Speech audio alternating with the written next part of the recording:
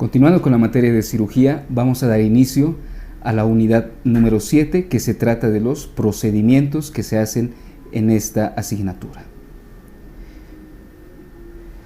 Vamos a empezar con lo que es la secuencia rápida de intubación. ¿Cómo se define esta secuencia rápida de intubación? Es un procedimiento de acceso y control de la vía aérea en pacientes en los que la intubación suponga una emergencia y tengan alto riesgo de aspiración de contenido gástrico. En sí, esta secuencia rápida de intubación es la misma, ¿no?, que realizan los anestesiólogos antes de las cirugías programadas, ¿no? La intubación que se realiza antes de cada cirugía, ¿no?, en las clínicas, hospitales de tercer nivel, ¿no? Pero actualmente este procedimiento no solamente ya se realiza en esos lugares, sino su uso se está extendiendo ya a las áreas de emergencias, incluso a las unidades de ambulancia, ¿no?, y paramédicos. Tiene muchas ventajas, pues una intubación directa, ¿no?, causa un aumento de la frecuencia cardíaca, una descarga adrenérgica, aumento de la presión arterial, ¿no?, y esto dificulta lo que es la intubación, pues contrae los músculos faringeos y laringeos, ¿no? Entonces, esta secuencia rápida de intubación, ¿no?, trata de eliminar todo eso, pues tiene dos aspectos importantes, ¿no? Si vemos el esquema, vamos a poder observar que todo paciente con riesgo de aspiración de contenido gástrico, ¿no?, para esta secuencia rápida de intubación, primero tiene que ser preoxigenado, posteriormente se le tiene que poner un fármaco sedante e inmediatamente un fármaco bloqueante muscular, ¿no? Posteriormente se le intubará y se le realizará los cuidados respectivos. Estos son los dos aspectos más importantes que tiene esta secuencia rápida de intubación: ponerle el sedante para que el paciente se calme, incluso duerma, y luego inmediatamente ponerle el bloqueador muscular, ¿no?, para que los músculos de la faringe y laringe estén relajados y la intubación sea más fácil, ¿no? Esa es la gran ventaja que tiene esta secuencia rápida de intubación, ¿no?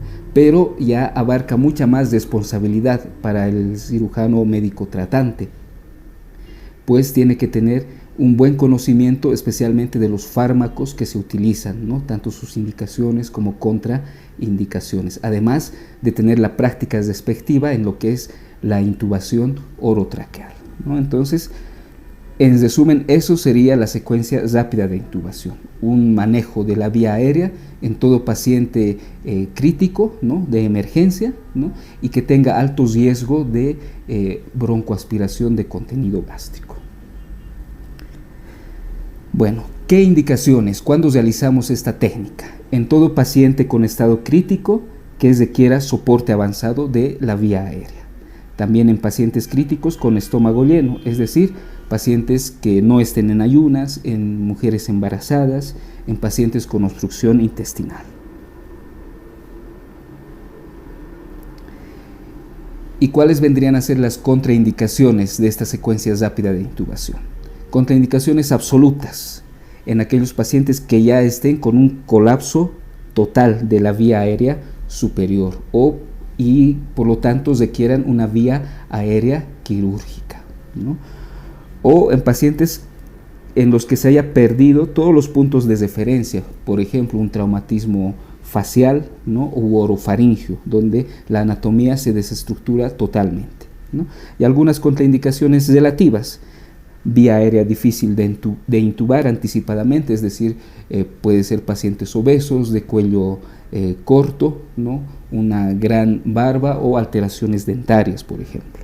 Dificultad, otra contraindicación relativa, la dificultad para la ventilación con ambú anticipado, y pacientes cercanos al colapso de la vía aérea, es decir, pacientes con una intubación dificultosa. Esas serían las contraindicaciones relativas. Bueno, ¿qué etapas tiene esta secuencia rápida de intubación? Para recordar todas las etapas que tiene esta secuencia rápida de intubación, está la regla de las 7 P's y una L. 7 P's y una L. Entonces vemos, ¿no? Tenemos en este esquema que está en el gráfico, ¿no? Empezamos con lo que es la primera P, que vendría a ser de planificación y preparación ya del material que vamos a utilizar, de los fármacos que vamos a utilizar, de preparación del personal médico. Las dos P siguientes, vale decir la preoxigenación y la premedicación, forman parte de la etapa denominada preinducción. ¿En qué consiste la preoxigenación? Oxigenar al paciente lo mejor posible para que pueda tolerar la apnea del momento de la intubación. La premedicación, dar medicamentos, ¿no? Que contrarresten los efectos de la intubación en sí y contrarresten algunos efectos de los fármacos a utilizarse. La segunda etapa es el tiempo de apnea, es el momento ya donde el paciente va a estar sin respiración, es el momento donde se intuba, ¿no? Y este a su vez tiene estas etapas. La siguiente P, parálisis e hipnosis simultánea, es decir, la inducción del paciente, ¿no? En esta P se utilizan los sedantes, ¿no? La siguiente P, posición del paciente y presión cricoidea, ¿no? La posición, extensión del cuello, ¿no? Y la presión cricoidea para protegerla del reflujo esofágico. Teníamos una L, y esta L es la laringoscopía, ¿no? Para poder pasar el tubo por el espacio glótico. La siguiente P es el paso y comprobación del tubo, y la última P, los cuidados post-intubación, ¿no? Vemos los tiempos requeridos, ¿no? Para esto, ¿no? Y pues vemos que la etapa de apnea dura en sí 1 minuto, o sea, todo esto es una secuencia muy rápida. Y es un equipo multidisciplinario el que participa, pero el principal responsable vendría a ser el cirujano o médico encargado de la intubación. Bueno, ahora vamos a ir viendo, ¿no? Cada una de estas etapas para comprenderlas mejor. La primera P, la preparación. ¿Cómo nosotros vamos a saber si están todo el equipo, todos los fármacos, si el personal médico está preparado? Pues tenemos una regla mnemotécnica que es SOFAME. SOFAME, S, el equipo de succión o aspiración, ¿no? Que esté preparado. El oxígeno, ¿no? Para dar un oxígeno al 100%, la fuente que tengamos, ya sea un tanque o conexión directa, ¿no? Tiene que estar ya funcionando. Los fármacos, tanto los fármacos que vamos a utilizar en la etapa de preinducción como en la inducción, es decir, los sedantes y los relajantes musculares ya tienen que estar preparados en sí. Lo que se va a utilizar en la vía aérea, el tubo endotraqueal, mejor si tenemos dos, lo que es el laringoscopio, ¿no? La guía para el tubo, etc. Los equipos de monitorización, ¿no? El pulsosímetro, incluso el estetoscopio, ¿no? Tendrían que ya estar preparados. Y todo el equipo necesario relacionado en sí, como también el personal médico, ¿no? Entonces esta vendría a ser la primera P, de preparación de todo el equipo que vamos a utilizar. La segunda P, la etapa de preoxigenación. Esta etapa es muy importante. Consiste en darle oxígeno a alto flujo, es decir, a 100% al paciente por medio de una mascarilla, ¿no? ¿Para qué? ¿Para qué hacemos esta etapa de preoxigenación? El objetivo principal es lo que tenemos aquí, es conseguir un fenómeno de lavado. ¿En qué consiste este fenómeno de lavado? Es en reemplazar todo ese nitrógeno que está acumulado como capacidad residual en la capacidad residual funcional, ¿no? Cambiar ese nitrógeno por oxígeno. Entonces, para esto, ¿qué le damos? Pues oxígeno a alto flujo por medio de una mascarilla con reservorio, ¿no? Eso es lo ideal, ¿no? El paciente incluso está despierto recibiendo ese oxígeno a alto flujo. ¿Cuánto tiempo? Unos 3 a 5 minutos, ¿no? O sea, buena cantidad. O sea, y esos 3 a 5 minutos con oxígeno al 100% nos va a permitir tener un tiempo de apnea de 3 a 5 minutos. Va a poder ese paciente, cuando ya va a estar sedado y en apnea, unos 5 minutos aguantar bien ese tiempo, ¿ya? En caso de que no tengamos una fuente de oxígeno al 100%, ¿no? ¿Qué se puede hacer, ¿no? Podemos pedir al paciente que haga entre 4 a 8 inspiraciones máximas, ¿no? Él mismo. profundas, ¿no? De 4 a 8 respiraciones, ¿no? Eso en caso de no tener el equipo necesario, ¿no? Entonces, no se olviden, la preoxigenación, el fenómeno de lavado, ¿no? ¿Y para qué es? ¿No? Para superar ese tiempo de apnea. La siguiente P, la premedicación, ¿no? Recordemos que son los fármacos que disminuyen los efectos adversos de la intubación, ¿no? Recordemos la descarga adrenérgica, aumento de la frecuencia cardíaca, aumento de la presión arterial, ¿no? Esa contracción de los músculos faringios y laringios, ¿no? Todo eso se puede contrarrestar por medio de la premedicación, ¿no? La regla mnemotécnica para recordarlo, LOAT.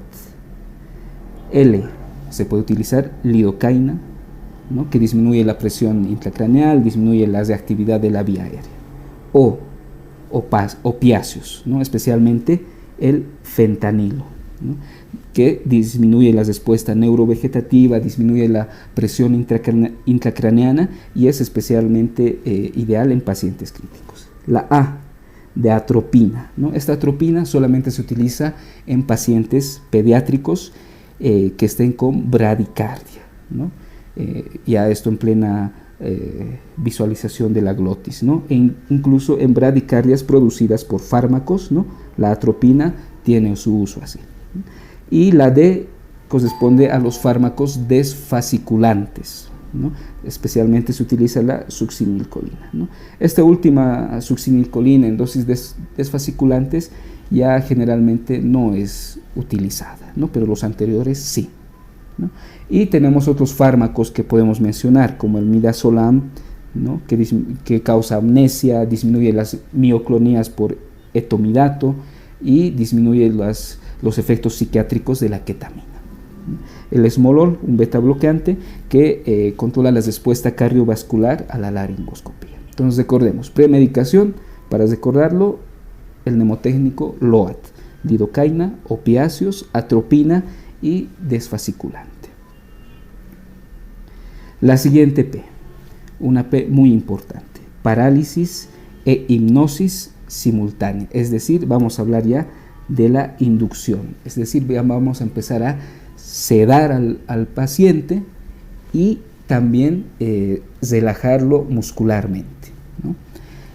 Entonces, tanto la sedación como esta relajación muscular tenemos que tratar que sean simultáneas, ¿no? Entonces, los fármacos que vamos a utilizar se administran en bolo intravenoso rápido, ¿no? Y generalmente después de poner el sedante que vamos a utilizar, inmediatamente, sin esperar a que haga efecto, ponemos el relajante muscular. ¿Para qué? Para que hagan un efecto combinado, ¿no? Tenemos aquí un pequeño cuadro, ¿no? Que nos indica los fármacos sedantes más utilizados. Tenemos los barbitúricos, opioides, agentes disociativos, benzodiazepinas y los no barbitúricos. De todos estos, la ketamina y el midazolam son los fármacos que más se utilizan en la práctica en esta secuencia de intubación rápida. Y dentro de los relajantes musculares tenemos los fármacos despolarizantes como la succinilcolina y los no despolarizantes como zocuronio, becuro. La succinilcolina es el fármaco que más se utiliza como relajante muscular. En casos de contraindicación de este medicamento se puede utilizar generalmente zocuronio o becuronio. Listo, entonces ya hemos sedado y relajado al paciente, ¿no? Entonces, ¿qué es lo que tenemos que hacer? Vamos a buscar la siguiente P, que vendría a ser la posición, especialmente la posición del cuello y la presión cricoidea.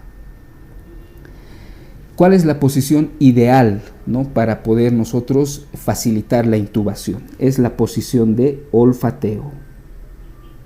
¿En qué consiste esa posición de olfateo? Como vemos en la imagen, en extensión y elevación del cuello, ¿no? Se extiende todo el cuello, ¿para qué? Para alinear, como podemos observar, los tres ejes, el eje oral, el eje faríngeo y el eje laríngeo, ¿no? Por medio de esta extensión del cuello van a estar alineados y se va a formar una línea recta, ¿no? Que va a permitir más fácilmente la introducción del tubo endotraqueal por la orofaringe directamente al espacio glótico.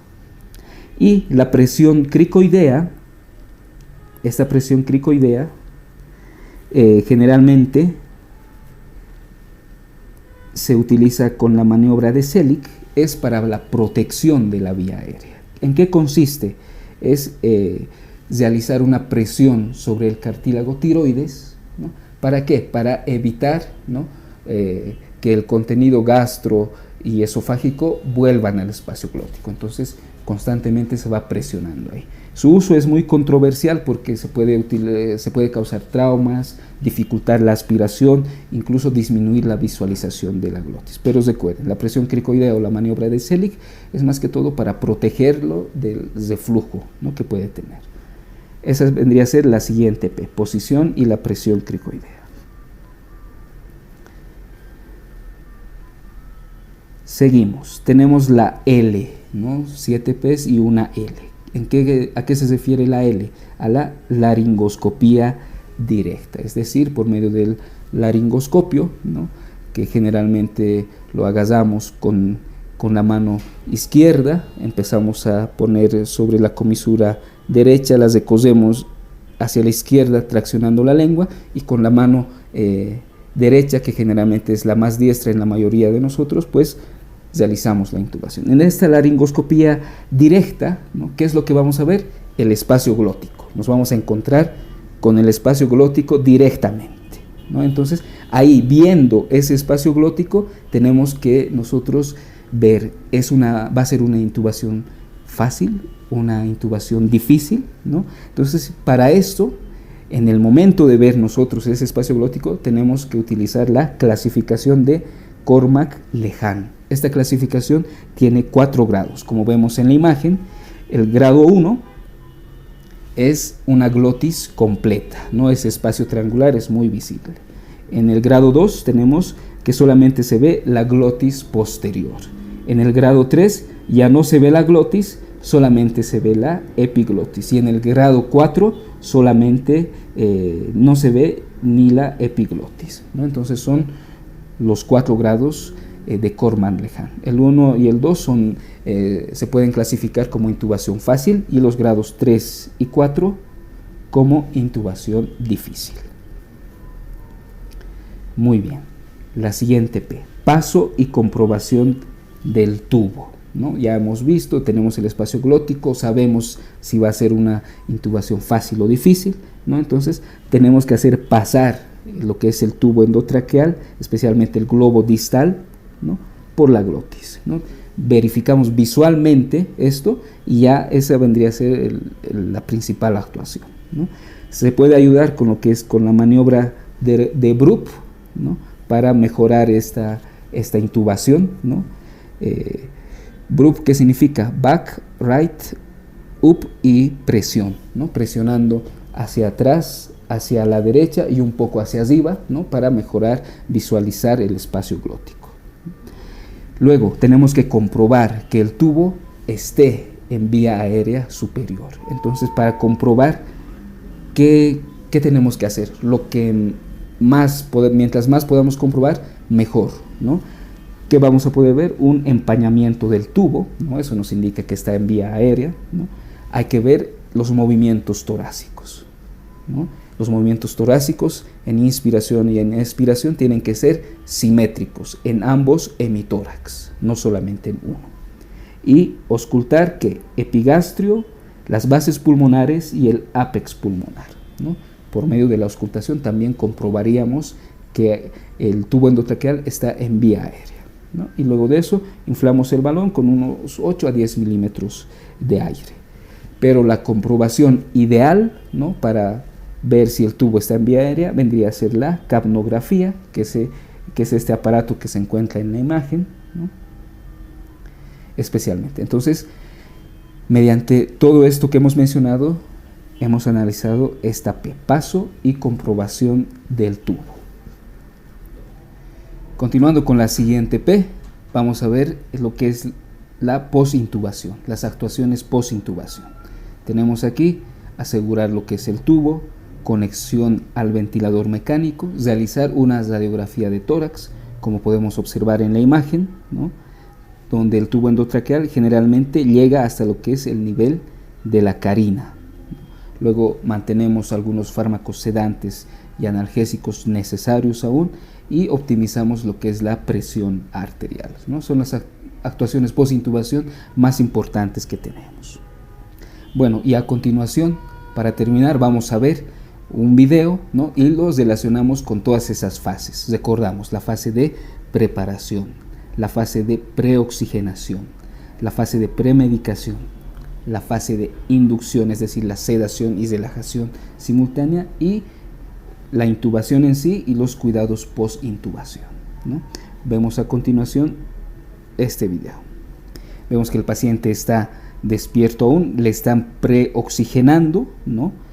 Y ya le empiezan a administrar seguramente los fármacos premedicación, ¿no? Loat, lidocaína, opiáceos, atropina y desfasciculante, ¿no? Entonces ya el paciente empieza ya a sedarse, ¿no?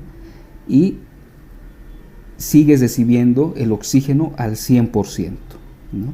Y ya seguramente ahora es donde le están administrando lo que es el sedante, seguido de los fármacos relajantes musculares, ¿no? Para que los dos hagan una acción simultánea en el paciente, ¿no? Ya sigue con el oxígeno y ya está. El paciente ya se encuentra sedado y relajado, ¿no? En ese momento ya empiezan a buscar esa posición ideal de olfateo, ¿no? Le sacan el oxígeno, van a hiperextender el cuello para eso, como pueden observar. Introducen lo que es el laringoscopio, la única L, laringoscopía directa, y miren la facilidad. Esta es la facilidad de poder observar esa glotis, ¿no? Los grados de Korman-Lehan, ¿no? Es un grado 1 evidentemente, ¿no? Ahí es donde pasan fácilmente ya lo que es el tubo endotraqueal, ¿no? Rápidamente está haciendo la maniobra de Brupp ahí para facilitar la intubación, y luego ya van asegurando lo que es el tubo endotraqueal en sí y ya lo conectan con el respirador. Entonces miren, esa es la secuencia rápida de intubación, ¿no? De manera general es todo lo que hemos descrito, ¿no? en esa regla, las 7 P's y una L. Bueno, entonces espero que este resumen les sirva para su estudio.